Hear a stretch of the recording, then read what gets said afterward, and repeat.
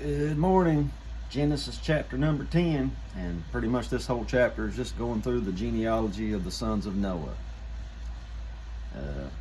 You get that a lot through the Bible. The Lord loves to keep records of these generations, the people and the towns. He does it for a purpose. And we've already seen in Genesis 5, it was the generations of Adam. Even before that was the generations of the heaven and the earth. Here's going to be Noah's kin. You do it through Abraham, and then you get to the Chronicles. It goes all the way back through Israel's history.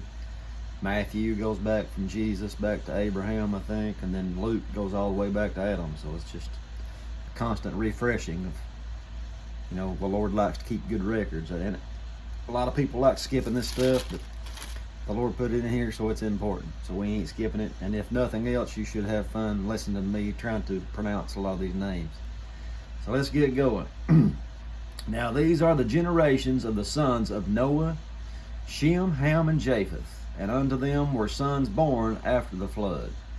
The sons of Japheth, Gomer and Magog. You'll hear about them. A lot of these are people, and they get towns named after them. On down the line, you'll hear about Gomer and Magog again, and a lot of these are familiar with us. It says, and Madai, something, Javan, Tubal, Meshach, and Tiras. The sons of Gomer, Ashkenaz, Riphath, and Togarmah. I've heard of that one. The sons of Javan was Elisha, Tarshish, ships of Tarshish. I've heard that in here somewhere. Kittim, Dodanim. By these were the isles of the Gentiles divided in their lands, everyone after his tongue, after their families, in their nations. Sons of Ham. And the sons of Ham were Cush.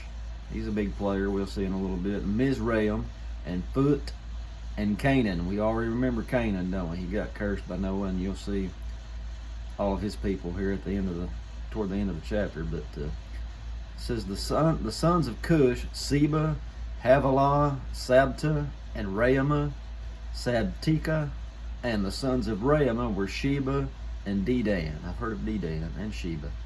Cush begat Nimrod. When I was growing up, you called somebody a Nimrod. It was the same as calling them a imbecile or a buffoon. And certainly this guy Nimrod, he's not either one of those. It says he began to be a mighty one in the earth. I've heard some try to make a point that he was one of those giants. I don't know how they get that. I don't see where you can back that up. But he began, maybe it's this mighty one, I don't know, in the earth. He was a mighty hunter before the Lord. Wherefore it is said, even as Nimrod, the mighty hunter before the Lord, and the beginning of his kingdom. So he's a big time player. He's a king. It says his kingdom, and it was Babel.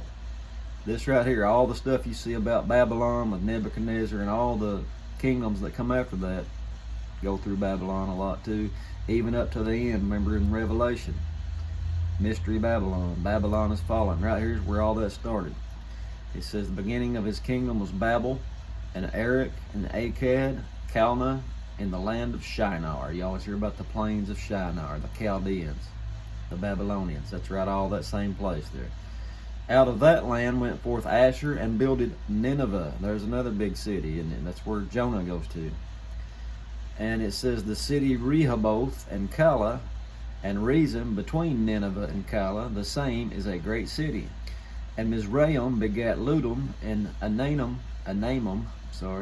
and Lehabim, and Naphtuhim, and Pathrusim, and Casluhim, out of whom came Philistim. It makes a point to put that in parentheses. I'm assuming that's got something to do with Philistines, the way that's written. It says, and Caphtorim. So that's all the M's at the end there. Canaan, he begat Sidon, his firstborn. Now, Sidon's a big thing on down the line too, Tyre and Sidon, and there wasn't much count. There were cities, and they were always lumped in with places like Sodom and Gomorrah, where there was a lot of wickedness going on, because remember Canaan got cursed, and his people, they act like it pretty much. It says in Heth, the Jebusite. Now here's all these people it's going to name off that were in the land of Canaan when God brings Israel up there to possess it. Remember, he gives Abraham that land, and here were all the people that lived there. It says the Jebusite, the Amorite, the Girgasite, the Hivite, and the Archite, and the Sinite, and the Arvadite, and the Zemarite, and the Hamathite, all the ites. And afterward were the families of the Canaanites spread abroad. And the border of the Canaanites was from Sidon, as thou comest to Gerar unto Gaza. Gaza, still a big thing going on there right now, isn't it? As thou goest unto Sodom and Gomorrah, we've heard of that, and Admah and Zeboim, even unto Lasha. These are the sons of Ham, after their families, after their tongues, in their countries, and in their nations. Unto Shem also, the father of all the children of Eber, the brother of Japheth the elder, even to him were children born.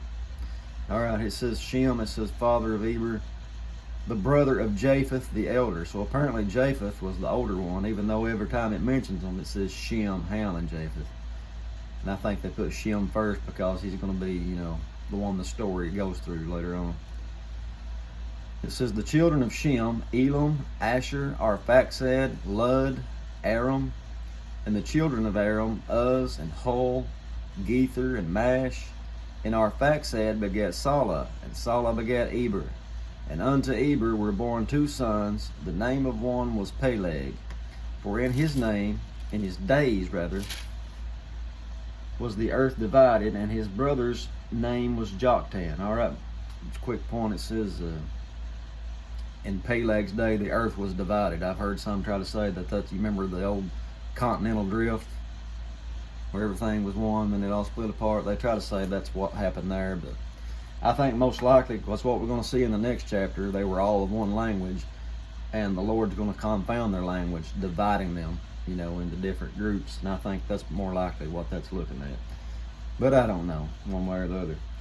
But it says Joktan begat Almodad, and Sheleph, and Hazar Maveth, and Jerah, and Hadoram, and Uzal, and Diklah, and Obal, and Abimael, and Sheba, and Ophir, and Havilah, and Jobab, and all these were the sons of Joktan. And their dwelling was from Mesha, as thou goest unto Sephar, a mount of the east. These are the sons of Shem, after their families, after their tongues, in their lands, after their nations. These are the families of the sons of Noah, after their generations, in their nations, and by these were the nations divided in the earth after the flood. So that's chapter 10. Wasn't too painful. But we pick back up on the action in the next chapter, and I'll see you then. God bless you.